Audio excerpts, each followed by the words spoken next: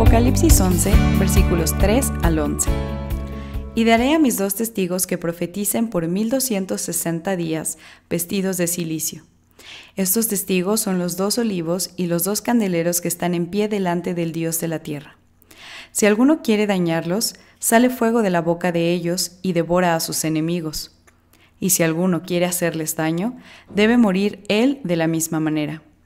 Estos tienen poder para cerrar el cielo, a fin de que no llueva en los días de su profecía, y tienen poder sobre las aguas para convertirlas en sangre y para herir la tierra con toda plaga, cuantas veces quieran. Cuando hayan acabado su testimonio, la bestia que sube del abismo hará guerra contra ellos y los vencerá y los matará. Y sus cadáveres estarán en la plaza de la grande ciudad, que en sentido espiritual se llama Sodoma y Egipto, donde también nuestro Señor fue crucificado. Y los de los pueblos, tribus, lenguas y naciones verán sus cadáveres por 3 días y medio, y no permitirán que sean sepultados. Y los moradores de la tierra se regocijarán sobre ellos, y se alegrarán, y se enviarán regalos unos a otros, porque estos 2 profetas habían atormentado a los moradores de la tierra. Pero después de 3 días y medio, entró en ellos el espíritu de vida enviado por Dios, y se levantaron sobre sus pies, y cayó gran temor sobre los que los vieron. Llegamos prácticamente a la mitad del libro de Apocalipsis, de esta lectura y reflexión de estos textos, y hasta llegar al capítulo 11, lo que nosotros observamos, o por lo menos la experiencia que yo he tenido, es una experiencia alentadora, esperanzadora, pero sobre todo en esta visión que Juan nos muestra, Juan de Patmos nos muestra ese lugar donde está el trono de Dios, donde está el Señor. Y hemos ido observando cómo se van uniendo millares y millares de ángeles adorando al Señor, junto con una multitud de hombres y mujeres que glorificaron al Señor en vida y que están ahí en su presencia. Y en todo este camino, lo único que por lo menos a mí me ha sucedido es que anhelo estar ahí en ese lugar. Mis ojos se posan estrictamente en ese momento donde seré abrazado por el Señor y seré consolado, y a pesar de lo pecador que soy, serán abiertas las puertas para que entre a la misma presencia del Señor. Es posible que solo hasta este momento podamos entender a Pablo cuando dice: ya quiero estar allá. Pero el problema, decía él, es que estoy aquí. Y en el mensaje del domingo pasado lo que nosotros descubrimos es a un Juan que está ahí en la presencia del Señor, está en esta visión especial en el día de reposo, y se le tiene que decir que tiene que regresar a la tierra y tiene que poner los pies en la tierra, porque todavía no se le ha dado la posibilidad de estar en el cielo. Y es entonces cuando viene la posibilidad de entender el enojo de Lázaro, o la posibilidad del enojo de Lázaro, haber estado en la misma presencia del Señor y tener que regresar a la tierra. Hay que tener los ojos puestos en el cielo, como decíamos hace 8 días, pero los pies bien puestos en la tierra. Y hasta hoy el Señor no nos ha dado la posibilidad de estar ahí en su misma presencia. Nos tiene aquí. Y es aquí y hoy donde tenemos que encontrar nuestro propósito. ¿Por qué en medio de una circunstancia como esta, que hoy se llama pandemia, seguimos estando aquí? Porque en realidad desearíamos estar allá, pero estamos aquí. Y estamos aquí en un encierro que para muchos prácticamente nos hace no estar aquí. Porque nuestra vida, como la concebíamos, es estar en todos lados, pero nunca en un encierro. Y entonces encontrar el propósito se vuelve asunto de vital importancia para nosotros. Es por eso que el capítulo 11, a partir del versículo 3, es una continuación de lo que la última parte del capítulo 10 nos enseñó. En la última parte del capítulo 10 viene este interludio entre la 6ª trompeta y la 7ª trompeta, la última trompeta, donde en este interludio se le dice a Juan que su ministerio profético va a continuar. Y que en este ministerio profético el Señor lo va a acompañar. Para muchos, lo que pasa a partir del versículo 3 es denominado una parábola. Es una continuidad o una explicación un poco más amplia de los versículos anteriores. Si bien los versículos anteriores hablan del llamamiento profético de Juan, los siguientes versículos hablan del llamamiento profético de la iglesia, representada, según el versículo 3, de la siguiente manera: y daré a mis 2 testigos que profeticen por 1270 días, vestidos de cilicio. Estos testigos son los 2 olivos y los 2 candeleros que están en pie delante de Dios, del Dios de la tierra. Estos 2 testigos se interpretan desde la perspectiva bíblica como aquellos que representan a la iglesia. Si bien el libro de Deuteronomio en el capítulo 19, versículo 15, indica que para cualquier asunto respecto a la ley se requieren 2 testigos, esta figura se utiliza para dirigirse específicamente o dirigir la atención simbólica a la vocación profética de la iglesia. En otro tiempo, el Señor llamaba a sus profetas para dar su mensaje al pueblo y a todas las naciones. Pero ahora, en este momento histórico de nuestra vida, la iglesia es la que ha sido llamada a ser la profeta en medio de la tierra. La iglesia es la que ha asimilado la palabra y ha comido, como sucedió en los versículos anteriores, la palabra la ha asimilado de tal manera que se ha vuelto evangelio, hecho carne en medio de la tierra. La iglesia es específicamente el verdadero cuerpo de Cristo que está encarnada en la historia de la humanidad. Aquí entonces, en estos versículos, lo que se describe es el testimonio de cada creyente, pero no solo de cada creyente, sino de toda la iglesia. De un testimonio que no es optativo, como siempre hemos dicho respecto a la misión que Jesucristo nos encargó. Es un mandato para que se realice, para que los creyentes especialmente enviados por el Señor seamos los encargados de llevar esta palabra profética. Una palabra que no está solamente destinada a los creyentes valientes, a personas especialmente capacitadas para ir y llevar el evangelio, a personas que han tomado todos los cursos posibles para predicar el evangelio. Sabemos que no es opción, que ser creyente significa ser testigo, que ser creyente significa ser evangelista y ser profeta en nuestro tiempo. Ese es el llamado sagrado que tenemos delante del Señor. Y si el Señor permite que estemos en la tierra, lo permite porque debemos ser testigos de su bondad y de su misericordia. Aquí entonces, en este pasaje, el testimonio de los 2 testigos prepara el acontecimiento que vendrá en los siguientes versículos y que tiene que ver con el toque de la última trompeta. Como discípulos de Cristo estamos llamados a ser testigos del crucificado y resucitado. El testigo aquí y en toda la historia de la fe cristiana ha puesto su cuerpo y se juega todo absolutamente por el evangelio. Esta enseñanza Jesús la pone de relieve cuando habla acerca de la parábola de la perla de gran precio. El que la encuentra vende todo lo que tiene y al vender todo lo que tiene conserva para él esa perla de gran precio, lo cual se vuelve lo más importante. Hace unas semanas en el devocional que tenemos dentro el día jueves, que se llama Sana Distancia con Dios, hablamos acerca de esta parábola. De hecho, estamos hablando de las parábolas. Si quieres, por aquí arriba en los videos puedes buscar ese momento. Y esta parábola lo que nos indica es que el discípulo, el que encuentra a Jesucristo, encuentra como lo más valioso para su vida justamente a Jesucristo. Vende todo lo que tiene y se dedica a eso que encontró.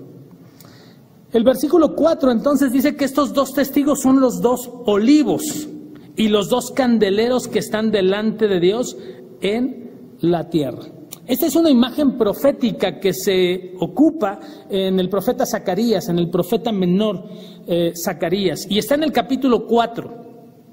Y esta imagen lo que realmente expresa es que en el momento de peligro, porque eso también pasa en el profeta Zacarías, en el momento de peligro, en el momento de angustia que la iglesia enfrenta, siempre hay esperanza. Y la esperanza tiene que ver con que aunque los dos testigos realizan su labor, en un mundo lleno de amenazas, en un mundo verdaderamente complejo, Dios siempre se mantiene cerca de ellos. En los textos judíos y en todo lo que se refiere al Antiguo Testamento, estar de pie, como dice este versículo, delante de Dios, significa un estado de permanente y segura relación entre Dios y los fieles. Si ustedes recuerdan en los capítulos anteriores, la pregunta es ¿quién podría mantenerse en pie? Y la respuesta inmediata de Apocalipsis es los llamados, los escogidos. Mantenerse de pie entonces delante de Dios significa esta relación segura entre los fieles y Dios. La iglesia profética en esta figura que se utiliza es el candelero. Y este símbolo se utiliza para hablar acerca de la presencia del Espíritu de Dios en la vida de su pueblo. Este candelero tiene que ver con la esperanza puesta en el verdadero templo. Acuérdense que en los versículos anteriores Juan midió el templo. Un templo que para esta época no se refería al templo de Jerusalén que ya había sido destruido, sino se refiere específicamente al templo verdadero, al que proviene de Dios. Y estos testigos son ese candelero que está delante de Dios, no solo de pie, sino en el templo verdadero. Y luego dice el texto que son los dos olivos. Esta figura también se utiliza en Zacarías capítulo 4 y en Zacarías capítulo 4 se habla de los candeleros que están como pegados directamente a los olivos. Sabemos que el aceite puede representar, y digo puede representar porque cuando veamos la parábola de las 10 vírgenes, el aceite ahí va a representar una cosa diferente, pero normalmente representa la presencia del Espíritu Santo, el fluir del Espíritu Santo. En Zacarías, de donde se toma esta figura, el candelero está pegado directamente al olivo. Y eso significa un fluir permanente y constante del Espíritu Santo en la iglesia. Está siendo alimentado y el templo está siendo alumbrado a través de estos candeleros que se mantienen prendidos por la unción especial de este aceite. Para dar el testimonio profético en tiempos de tribulación, entonces lo que necesitamos, de acuerdo a Zacarías y de acuerdo a Apocalipsis, es indudablemente la presencia del Espíritu Santo. ¿Se acuerdan de ese canto, esa parte de la cadena de coritos de no es con espada ni con ejército? ¿Se acuerdan de eso? No los escucho. ¿Sí se acuerdan? Perfecto. ¿Te acuerdas, verdad, maestro? Muy bien. Ese canto sale específicamente de la profecía de Zacarías. Específicamente. Zacarías capítulo 6, versículo 4 dice: esta es la palabra de Jehová a Zorobabel que dice, no con ejército ni con fuerza, sino con mi espíritu, ha dicho Jehová de los ejércitos. Lo que los testigos están haciendo tiene que ver con este fluir del Espíritu y con esta conexión principal que tienen con Dios. No se trata, según lo que enseña la Escritura y aplicándolo a nuestra vida, no se trata de buena tecnología, no se trata de inversiones millonarias, no se trata absolutamente de capacidades especiales. Sino dar testimonio se trata de tener la presencia de Dios en nuestras vidas, de tener una relación viva con el Espíritu Santo, un candelero que se conecta con el olivo vivo. Solo así podemos dar testimonio y solo así podemos vencer. A continuación dice el texto, si alguno quiere dañarlos, versículo 5, sale fuego de la boca de ellos y devora a sus enemigos. Y si alguno quiere hacerle daño, debe morir él de la misma manera. Debo confesar que este versículo, creo que ya lo he dicho en otros casos de textos del Apocalipsis, pero Este versículo es un versículo sumamente controversial. Es un texto muy difícil de interpretar y de hecho prácticamente en lo que pude revisar nadie tiene una explicación absoluta y con autoridad para hablar acerca de lo que significa este texto. Pero básicamente, de manera profunda, lo que este texto nos enseña es que los dos testigos reciben una tremenda autoridad, pero también un tremendo poder. No existe en el Antiguo Testamento y tampoco en el Nuevo Testamento ningún modelo profético que para hacer frente a sus enemigos saque fuego de la boca. No existe. No existe tampoco en ningún antecedente antes de Apocalipsis, hablando de la revelación especial, ningún profeta que haya matado de esta manera a sus enemigos. Y entonces se vuelve un texto muy complicado. Pero lo que parece que el texto podría significar es que desde la perspectiva simbólica, la palabra profética, la palabra emitida por el profeta, es como una llama que consume, pero que además purifica absolutamente todo. En algún otro caso, Pablo la comparó a la espada, pero probablemente esta palabra, en este caso, sea comparada a fuego, que puede ser consumidor, pero también purificador. Lo que aquí estamos teniendo es una descripción de los poderes que tienen estos testigos. Y más que una reseña de su poder, podría significar o podría ser más una reseña histórica de personajes posexílicos que de alguna manera nos ilustran lo que quiere decir. Es probable que el versículo 4, cuando habla acerca de los 2 olivos y de los candeleros, se refiera al texto de Zacarías y esto nos lleve a Josué y a Zorobabel, que son específicamente de lo que se habla en este texto de Zacarías. Pero luego dice el texto, versículo 6, estos tienen poder para cerrar el cielo a fin de que no llueva en los días de su profecía y tienen poder sobre las aguas para convertirlas en sangre y para herir la tierra con toda plaga cuantas veces quieran. Por un lado, parece que el texto anterior de los olivos y el candelero se refiere a Josué y a Zorobabel, pero después, en el versículo 6, cuando habla de cerrar los cielos, parece que nos trae la idea de Elías. De hecho, si ustedes ven ahí en sus Biblias, en la parte de abajo, en las referencias que tienen ahí, todos los numeritos que vienen abajo, hermanos, se llaman referencias. Y esas referencias los van a llevar directamente al caso de Elías. Pero luego dice el texto que tiene poder sobre las aguas para convertirlas en sangre, y esto probablemente nos lleve a Moisés. Lo que quizá estos textos quieran decir es que los testigos, los que son los profetas de Dios, y en este caso la iglesia de Dios, somos los herederos de los héroes de la fe.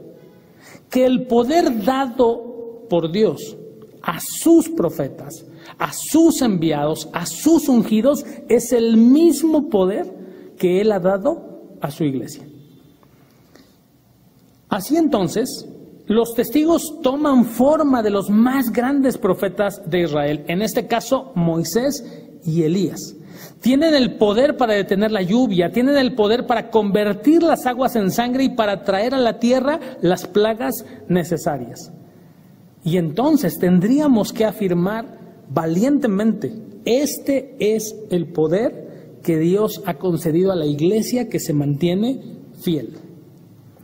Junto con Dios, la iglesia se convierte en la voz que llama al mundo, pero no solo en la voz que llama al mundo, sino también en la voz que en su momento va a enjuiciar al mundo desde la perspectiva del Evangelio.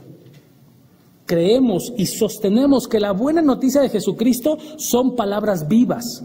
Es palabra viva, pero también es una palabra que confronta. Es un bálsamo que consuela, pero también es una espada de 2 filos que atraviesa todo. Es un remanso de paz, es un remanso de esperanza, pero también es fuego consumidor para quienes oprimen al pobre y al desvalido.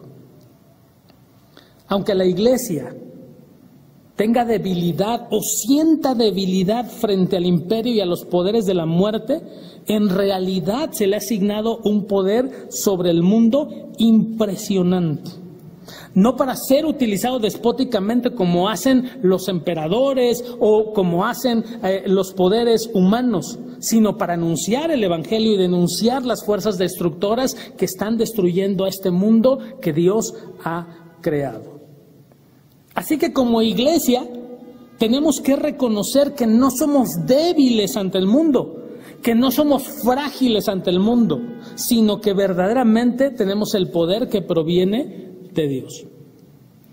Esto nos enseña que para desarrollar en esta época, específicamente en esta época que vivimos, nuestro testimonio profético, no nos hace falta absolutamente nada, porque tenemos todos los dones que Dios ha dado en abundancia.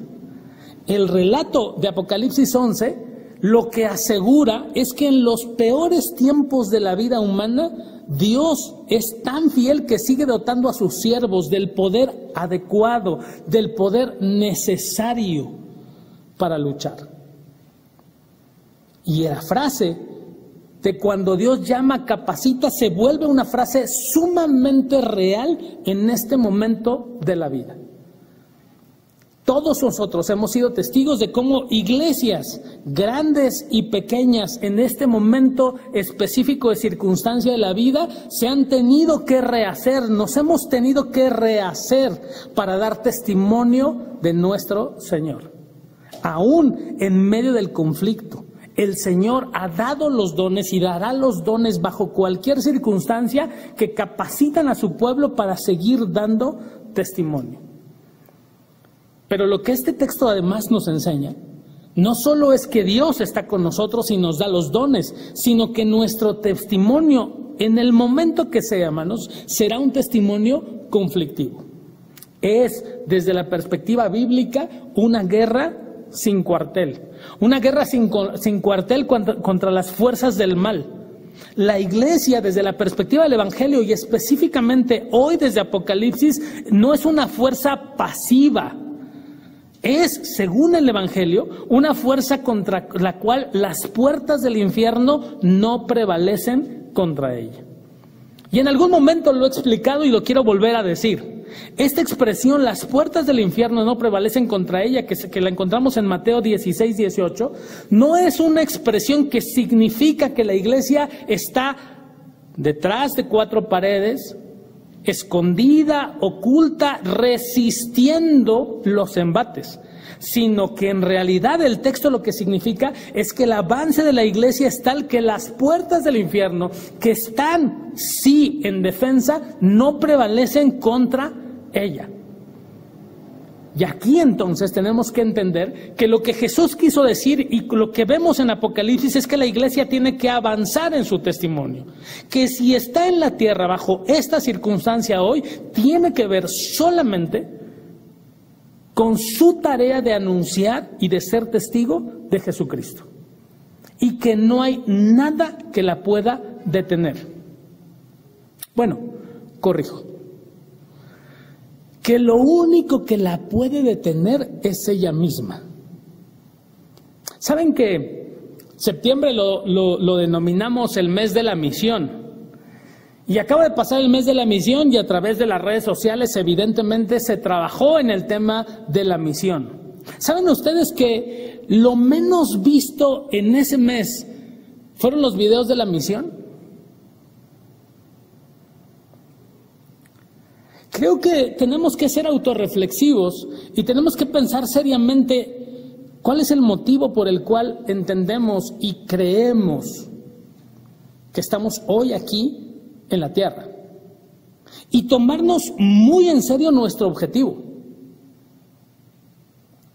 Hace unos meses, y ya podemos hablar de unos meses, yo insistía en uno de los devocionales del jueves que lo que hoy necesitamos hacer es compartir las publicaciones. ¿Saben que ese día fue el día que menos se compartió? Porque lo que nos enseña este texto y lo que nos enseñó Jesús a lo largo de su ministerio es que cuando dedicamos nuestra vida seriamente a ser testigos y compartir el Evangelio, el mundo nos aborrecería. Cuando la iglesia anuncia el reino de Dios, siempre se provoca una decisión.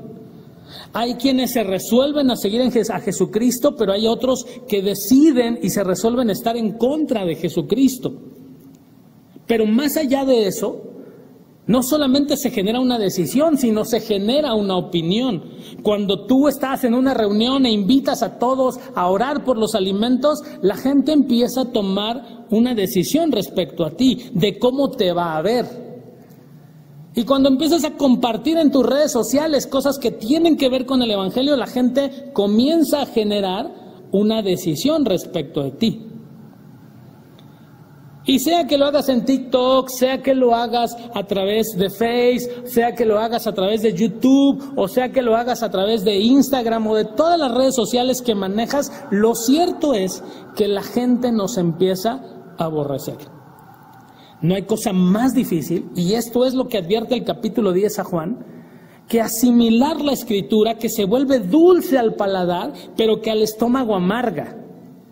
Porque esas opiniones que se vierten de ti cuando predicas el Evangelio a través de las redes sociales amargan tu estómago, te hacen pasar un mal día, un mal momento. Y aquí es entonces donde tenemos que recordar que estar aquí hoy en medio de la tierra nos tiene que llevar a tener los pies bien puestos en la tierra, porque la razón por la que estamos no solo se trata de vivir, se trata de ser testigos de Jesucristo. Una nota más sobre este texto, y es una nota al calce solamente. Los dos testigos que encontramos aquí reciben un don espectacular, pero además van enviados, así como Jesús envió a sus discípulos de 2 en 2, en compañía. Y ellos, de 2 en 2, constituyen un equipo perfecto. Ninguno, si ustedes lo ven en el texto, actúa de manera propia, sino que en realidad participan con una solidaridad cooperativa muy interesante. Pero Dios les da un don especial, y es arrojar fuego por la boca.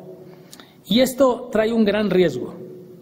El riesgo de soplar fuego tiene un gran riesgo entre estos dos discípulos. ¿Qué pasaría si estos dos testigos actuaran como a veces nosotros actuamos en contra de nuestro compañero de ministerio? Imaginen ustedes que un testigo se voltea al otro a arrojarle fuego de la boca.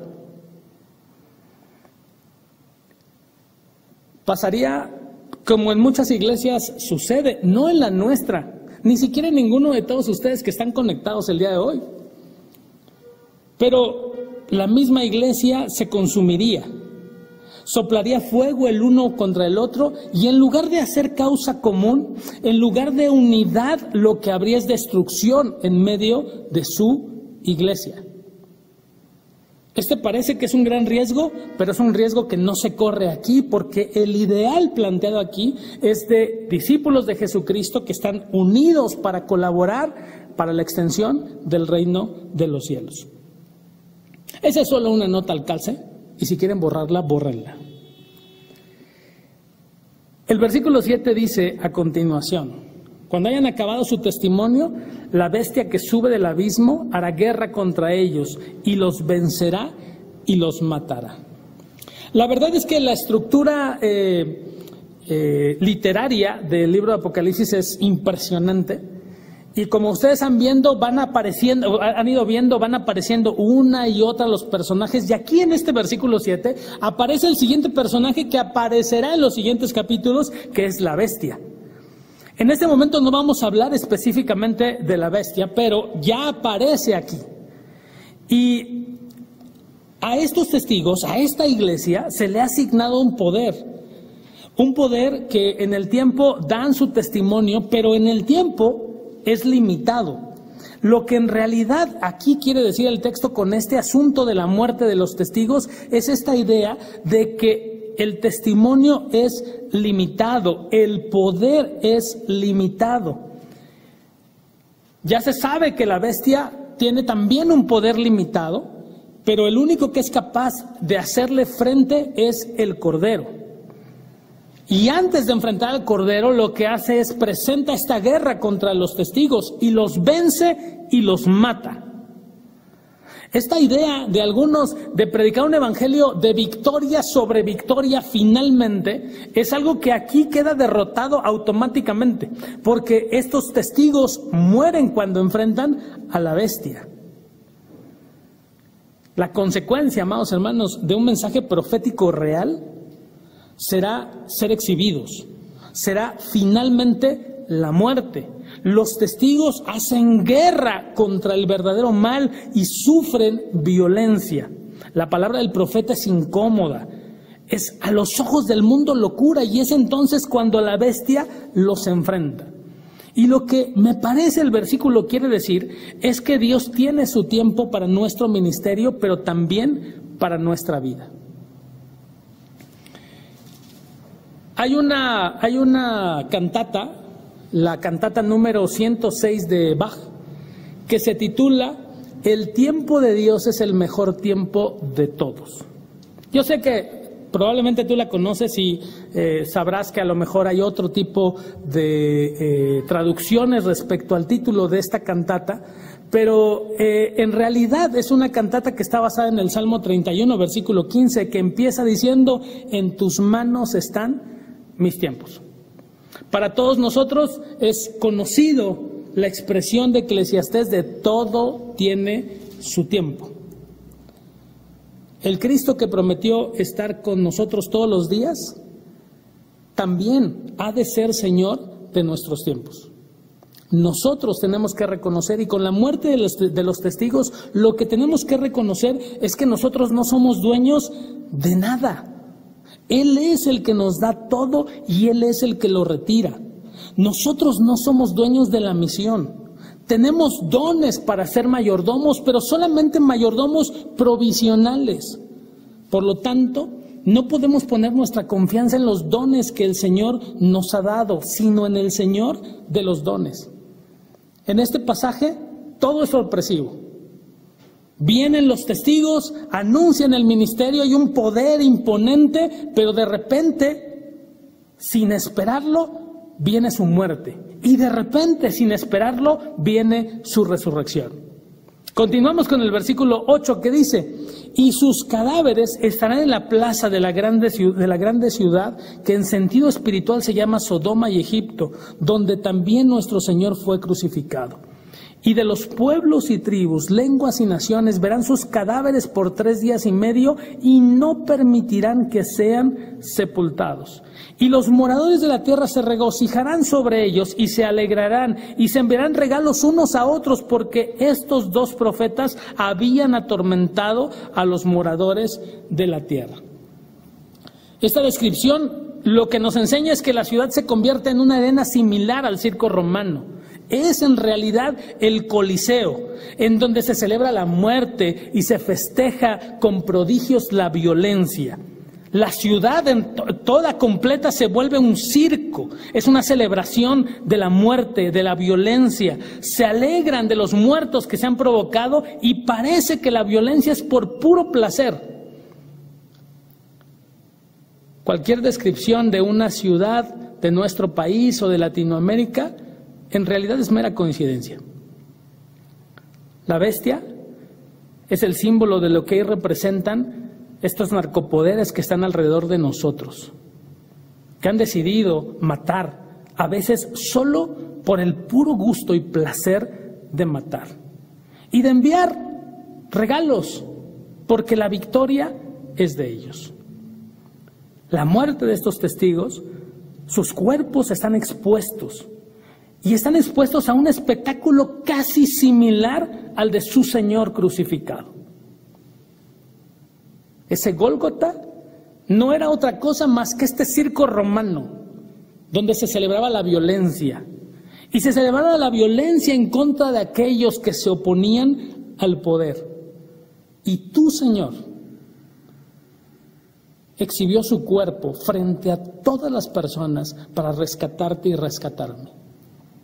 Él fue la primicia de este profeta que exponiendo su mensaje expuso también su vida a una extrema violencia, a un horror físico y a una reacción que hizo verlo a él como el más vulnerable. No era solo matar, era quitar la característica humana de la víctima. Era hacer de esta víctima un verdadero cordero inmolado.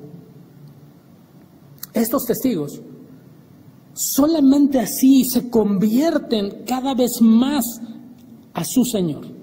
Son expuestos a esta violencia y transforman su historia en una historia no solo de horror y no solo en una historia donde el imperio dominante o los poderes que están ahí les parece que han ganado. Creo que la lección es clara. El secreto de la vida cristiana, como lo describe Pablo, es morir con Cristo. Jesucristo definió de manera contundente lo que eso significaba. Si alguien quiere ser mi discípulo, tiene que negarse a sí mismo, tomar su cruz y seguirme. Pero las sorpresas continúan en el libro de Revelación. A partir del versículo 11 dice la Escritura: pero después de 3 días y medio, entró en ellos el Espíritu de vida enviado por Dios, y se levantaron sobre sus pies, y cayó gran temor sobre todos los que lo vieron. Y oyeron una gran voz del cielo que les decía: subid acá, y subieron al cielo en una nube, y sus enemigos lo vieron. En aquella hora hubo un gran terremoto, y la 10ª parte de la ciudad se derrumbó, y por el terremoto murieron en número de 7,000 hombres, y los demás se aterrorizaron y dieron gloria a Dios de los cielos.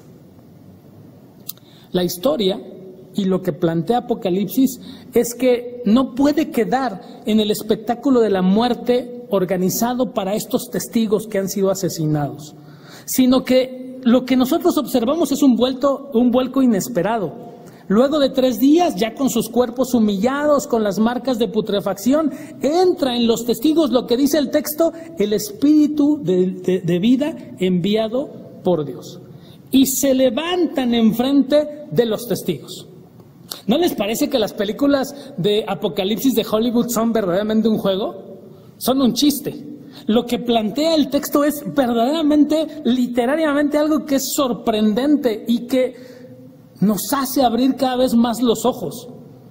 Se levantan frente a sus enemigos, y esto hace referencia a la resurrección de su Señor, a la resurrección de Cristo.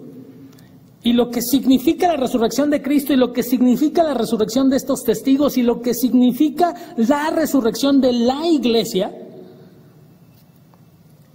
es que no hay ningún poder que pueda sobreponerse al poder del Señor. Ni la bestia, ni absolutamente nada se podrá interponer ante la voluntad del Señor. La muerte no ha de vencer sobre la iglesia, sino que es Dios quien la levantará aún de la peor de las circunstancias. Lo que dice el texto es que los moradores de la tierra se espantan, porque ellos pensaban que la victoria era de Él, que eran de ellos, pero en realidad la victoria es del Señor que ha resucitado. Los testigos lo que nos enseñan es que morir con Cristo nos lleva a participar no solo de Él, sino también del poder de la resurrección. Tal parece que el fracaso y la humillación abre paso a la victoria definitiva. Igual con Cristo. Morir en Cristo nos lleva a participar del poder de su resurrección. Al igual, y dice el texto que de manera espiritual, Jericó y Babilonia caerán no por manos humanas, sino por la participación de Dios. Todo lo que tenga que ver con sedes idolátricas, de corrupción, de poder, caerán ante el poder de Dios. Y es entonces cuando verdaderamente el dueño y el Señor de todo se manifestará. La iglesia, antes de sonar la última trompeta que se devela a continuación, la iglesia lo que representa es esta victoria que proviene de Dios y que de una o de otra manera se va a manifestar con todos aquellos que se mantengan fieles hasta el final al Cordero.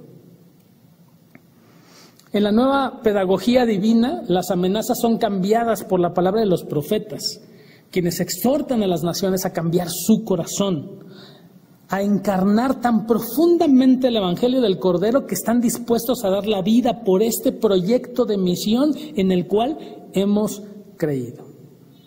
En resumen, y casi para terminar porque el tiempo ha avanzado, el pasaje, amados hermanos, nos desafía a nosotros como iglesia que estamos llamados, nos desafía a ser testigos llenos del Espíritu Santo, dispuestos a dar todo por el Evangelio y depender incondicionalmente del poder de Dios.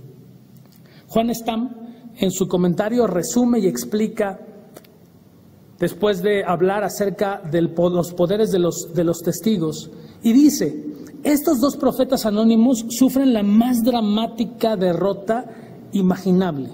A la verdad, su éxito anterior era su fracaso, pero su profunda derrota y humillación resultó ser su gran victoria. El Cordero que fue inmolado ha vencido y es digno de abrir los sellos. Es la paradoja del verdadero poder que se encuentra en el crucificado y resucitado. No hay poder que pueda vencer a la bestia, solo la vulnerabilidad del Cordero logra hacerlo. La iglesia se manifiesta como cuerpo vulnerable y expuesto, tal como lo fue Jesucristo. Su victoria está ahí, en ser una alternativa tan distinta a las fuerzas del imperio que puede haber una clara distinción entre el pueblo de Dios y la bestia.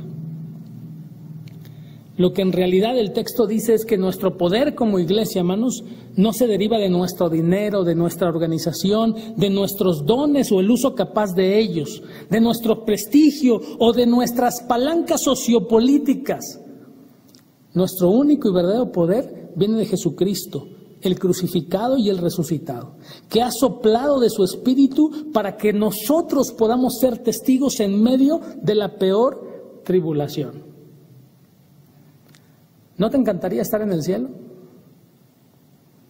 ¿No te encantaría ser consolado finalmente por esta visión celestial que hemos ido observando? Todo tiene su tiempo y ese día llegará. Pero mientras ese día llega, tú y yo somos llamados a ser testigos de Jesucristo en medio de la peor tribulación. Y hemos recibido los dones para poder testificar y dar testimonio de Él. No solo se trata de entender Apocalipsis, se trata de vivir el Apocalipsis. Se trata de vivir en la esperanza en esta tierra mientras Jesucristo viene o te lleva a su presencia. Pero no podemos vivir como iglesia solamente